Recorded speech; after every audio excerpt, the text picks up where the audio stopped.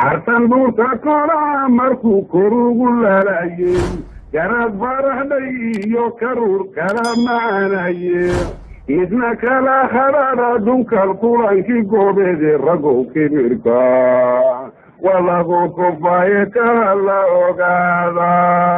Ismaaciil Mire Cilmi waxa uu ka mid ahaa abwaanada Soomaaliyeed kaasoo tirin jiray suugaanta noocyada kala duwan. Wuxuu ahaa maansayahan leh maansooyin cajiib ah oo taariikhda galay. Ismaaciil Mire Cilmi waxa uu ku dhashay Laasadar waa tuulo u dhow Buuhoodle qiyaastii sanadkii 1862 waxaana uu geeriyooday sanadkii 1950 isagoo jira da'da 88 jir. Ismaaciil Mire Cilmi waxa uu ahaa gabiyaa, hal abuur, hogaamiye iyo dagaalyahan Soomaaliyeed kaasoo ka tirsanaa ciidankii daraawiishta. Ismaaciil Mire wuxuu madax ka ahaa guutada Shiikhiyaale. abwaan Ismaaciil Mire waxaa lagu xasuustaa gabayo badan oo dhaxalgal ah kuwaasoo ka mid ah suugaanta Soomaalida ugu qiimaha badan. Ismaaciil Mire waxa uu leeyahay gabayo tiro badan kuwaas oo isugu jira gubaabo, dhiirigelin, waxsheeg, fariin iyo noocyo kale. Ismaaciil Mire waxa uu leeyahay tiro badan oo gabayo ah iyo maansooyin isugu jira kuwaasoo ay ka mid yihiin maxaa xiga, guuguulahayow, libsi lacageed, xoogsi,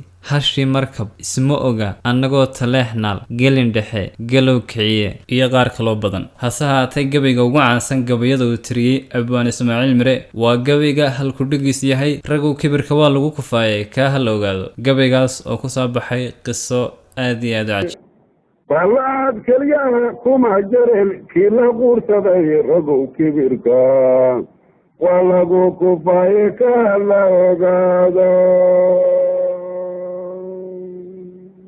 abwaan Ismaaciil Mire noloshiisa inteedii badneyd waxa uu ahaan jiray darwiish. intaas uu darwiishka ahaa shuqul magaalo iyo sida loogu dhaqmo dhegtuu kala socon jiray mooye uu ka indhalaa inta badan. mar baase jirtay taariikhda gashay oo uu Ismaaciil u safray magaalada Burco isagoo adhi wada si uu u soo iibiyo kaasoo ay ku timid qisada gabayga libsi lacageed. maalintii uu Ismaaciil adhiga Burco u kaxaynayay ayaa dad dariskiisa ahi adhi u sii dhiibteen kulana ballameen waxa uu gooyo inuu ugu soo gado raashin iyo waxyaalaha kale marka miyiga looga baahnaa. Ismaaciil markuu Burco galay ee uu hoyday ayuu salaadii adhigii u waday kula kalahay silada xoolaha. muddo yar dabadeedna dilaaliin ayuu kula heshiiyey in ay adhiga u iibiyaan. dabadeedna dilaalintii ayaa arkay in uu Ismaaciil ka dhaga xidhan yahay qaabka wax loogu iibsado sayladaha dhexdeeda. dabadeed dilaalintii waxay ku heshiiyeen inay odaygan Ismaaciil dhacaan. marka lacag yar oo Ismaaciil baqowday ayay siiyeen taas oo aan u dhigmin adhigii ayay ku yidhaan qaado lacagtaas.